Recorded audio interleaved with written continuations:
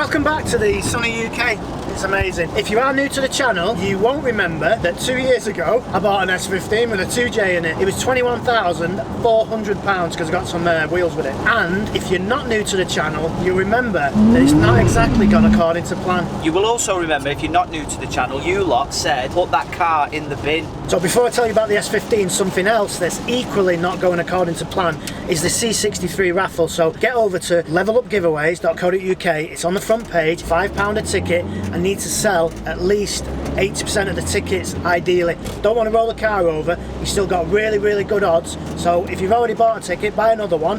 And if you bought two, buy another one. If you just buy some more tickets and let's get it sold. It's a C63 that's been, you know, hammered by leak. Like, what more do you want? But if you are new to the channel, you won't remember that I also said, no, it'll be fine, got a bit of rust on it, it's Japanese, they're all rusty, it'll come back to like, you know, a brand new car. And we all know how that's gone up to now. So I'll go right back to the beginning. 2 years ago, I think it was October 2020, we went to Peterborough to buy what we thought was going to be a really good drift car. I've had to stop you there straight away. Royal we, you can knock that on the head. What you thought was going to be a good drift car. Right, carry on. Okay, what I thought was going to be a good drift car. Anyway, we turned up, the guy took us out, and I thought, this is amazing, but the weather was a little bit like this, a bit wet, so it was wheel spinning. That was a 90-mile-an-hour wheel spin, by the way. And we got back, bartered over the price, paid £21,400. And you might think, why did you pay £21,400? Well, it was £21,000 for the car, and then the guy had a set of wheels, spare wheels, so I thought, well, it's a drift car, we need some spare wheels. Didn't even check, and even to this day, I don't actually know if them wheels fit on the car. So that's where the £400 comes from. I then proceeded to drive the car all the way from Peterborough with what I thought was just a normal 2J fuel consumption. But what I found out was the actual ECU wasn't set up right, so it was using too much fuel. So I knew nothing was quite right with that side of the car. We took it then to Crest Motorsport. That is another story. Forget what's happened to Crest since then. At the time, Tom stripped it down, told us what was good on it, what was bad on it. I think there was more bad than good, but he seemed to think that it was going to be okay. He'll get it back to like a brand new condition. Like a brand new car, yeah. So we took it apart. Well, when I say we, Tom took it apart, checked it all out, and put it back together, worked through the night to get it ready for a Three Sisters drift day.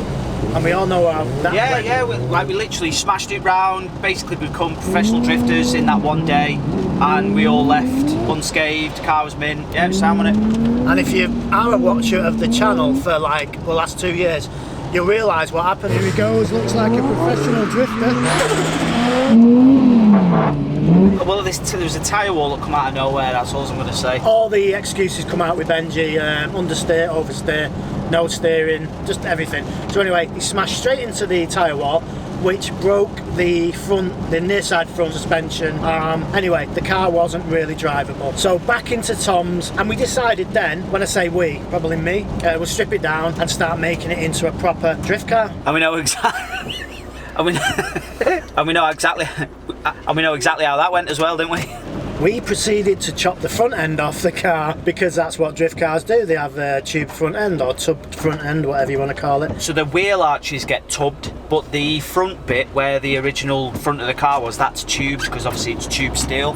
Yeah, there you go. That got done and it got stripped down. All the panels come off it and we took it down to, well, up to Ribbletech in Preston. Those guys stripped it all down and we got rid of the rust. And that's when it started to sort of like slow down a little bit. It unravelled from there because of the extent of how bad the shell was. We knew it was bad, but we had no idea how bad. I'm talking like chassis leg bad, holes. It looked like a sieve. So we brought it back from Ribbletech, took it to Sean's at the body shop, started it for a little bit, and then the car actually started to rust again. So we were back to square one. Anyway, in the meantime, Kyle from SK Tuning got onto us, and he said, I'll sort the car out for you, bring it down to me in Telford. We took it down, took the engine down, he checked the engine out, checked the car out, checked everything out, and he said, I can sort this out for you. That's where we're up to now. So we are on our way to Kyle's to pick up the stuff and bring it back. Let me explain why I've actually picked all the stuff up. Well, about 6 months ago when we dropped the car off with Kyle, when I say car, I use that term loosely, we dropped the engine off and the shell, which was knackered. He seemed to think he can get it back together. What's happened is he spent a lot of time doing the car, taking all the panels off, getting rid of the rust, and just spending time on it. And what we've done is we've come to the conclusion that it's just too far gone. So really, it's beyond economical repair or restore.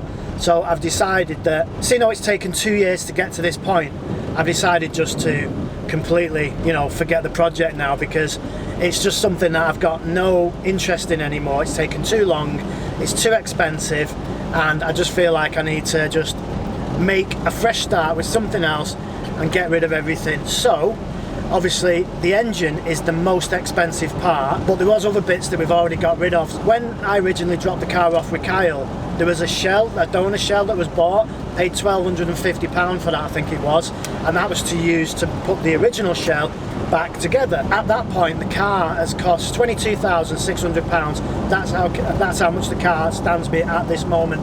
So I've already sold the shells. Well, Uncle Benji sold the shells. How much have you got for him? £1,000. So that's for the shell, the original shell. It's absolutely like knackered. It's got no front end on it.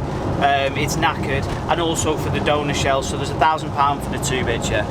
Okay, well that's £1,000 back in the pot. Jack, he's got a car in with Kyle at the moment, getting built as a drift car, and he's paid £1,000 for the diff and the drive shafts.